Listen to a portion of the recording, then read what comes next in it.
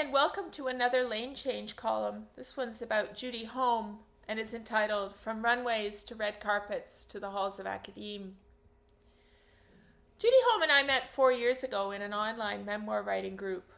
I'd Googled her, of course. No one's immune from my background research. But while it was her film producer look, complete with white baby bangs and funky glasses, that first grabbed me, the stories she shared with the group about her life kept me in her grip.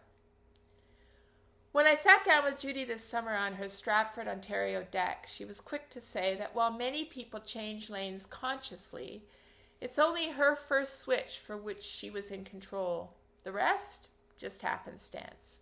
Let's hear about it. Judy started university in 1968. Quitting after just a few months allowed her to escape the Toronto suburb of Etobicoke, where she'd been raised, and head downtown to Yorkville, the epicenter of Canada's hippie movement. There, she hung out with other disaffected young people and barely known folkies like Joni Mitchell, Neil Young, Gordon Lightfoot, and so on. She immersed herself in the community, working at the iconic Riverboat Coffee House and living with a musician boyfriend. She and the BF were soon roomies with the co-inventor of MDA, the psychedelic of choice at the time. A drug bust broke up the household and her relationship.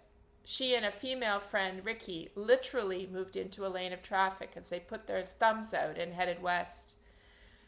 Judy shared with the writing group many amusing and alarming stories from this time, and when she publishes her book called These Things I Know, we're all going to want to read it.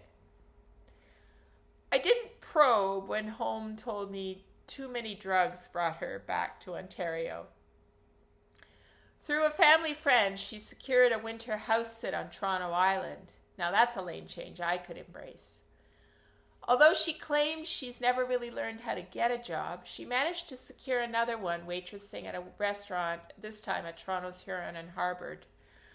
Her self-imposed challenges, how many plates she could carry, for example, foreshadowed the kinds of standards she'd expect from herself in later lanes.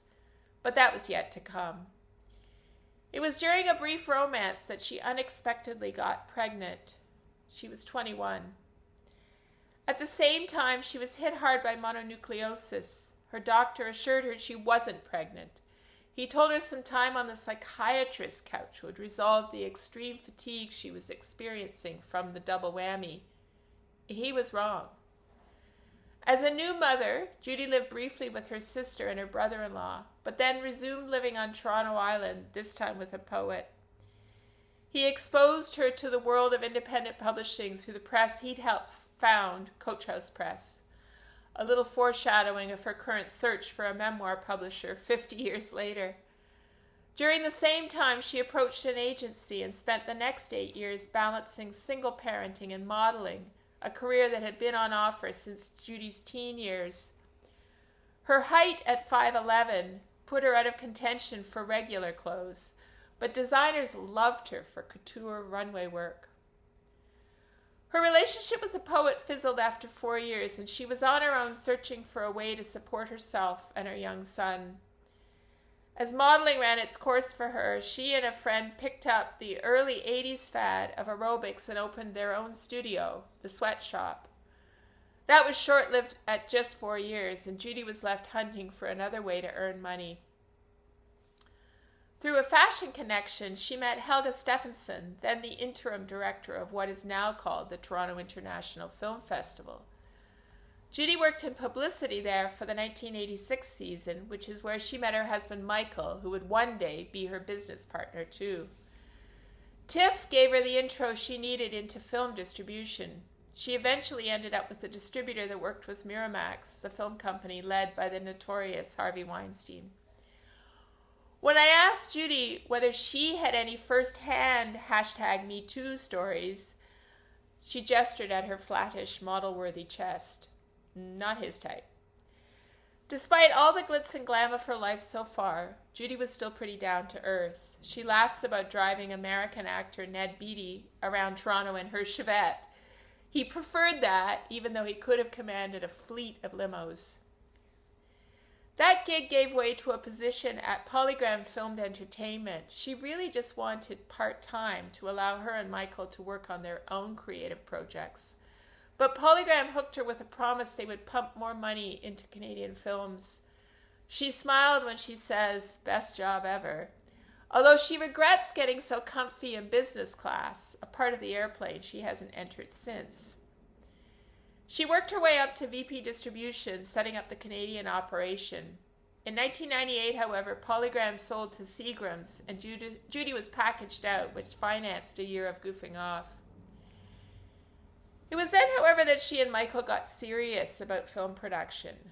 They launched Markham Street Films, now in its 23rd year. Early on, she did a 6-month contract at the documentary channel to help with household finances, but Markham has been self-sustaining since. Filmmaking was something Michael had been doing in one capacity or another his whole career. For Judy, though, it was a completely new lane.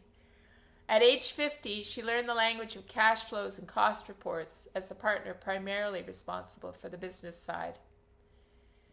She got itchy to start exercising her own creative muscles. First, that came as script writing for a number of the docs coming out of Markham Street. After documenting so many others' lives, it's maybe no surprise that nearly a decade ago, Judy Holm got interested in writing some stuff about her own life. Like me, she used the pandemic to immerse herself in memoir courses, including the one I took, Memoir Writing Inc. by Alison Waring, which led us to meeting in that online group. Around the same time, Judy and Michael gave up the house in Toronto's Annex, where they'd lived for decades, for one of a dozen of riverside mansions in Ontario's bastion of the arts, Stratford. In 2023, Judy started a Master's of Fine Art in Creative Nonfiction Writing program at King's College, Halifax. She graduated a year later with her first degree. Judy claims to have left the film business now, although she still seems pretty plugged into Markham's activities, given she's living with the other partner. Does she anticipate an actual retirement? No, not really. Her career choices haven't provided a pension, as is the case with so many of us lane changers. It's hard, too, to give up a lifetime of working long hours and in film production, often 7 days a week. As I ask all my lane-changing subjects, I pose the question to Judy, is there something about the way you were raised that emboldened you to take the steps you've taken? She laughed. Definitely not. Her parents reflected a different time, when you picked a lane and stayed in it. It wasn't until she ended up modeling that they had any point of reference for Judy's peripatetic life. Judy Holm describes her life as like a flat stone being skipped across the water. And it's because of that kind of artistry with language that Judy's landed in the writing lane. Will this be the final lane? Likely. But she said that 20 years ago with film production. Regrets? No. Stay tuned for her book. And then who knows? The film? Thanks for watching.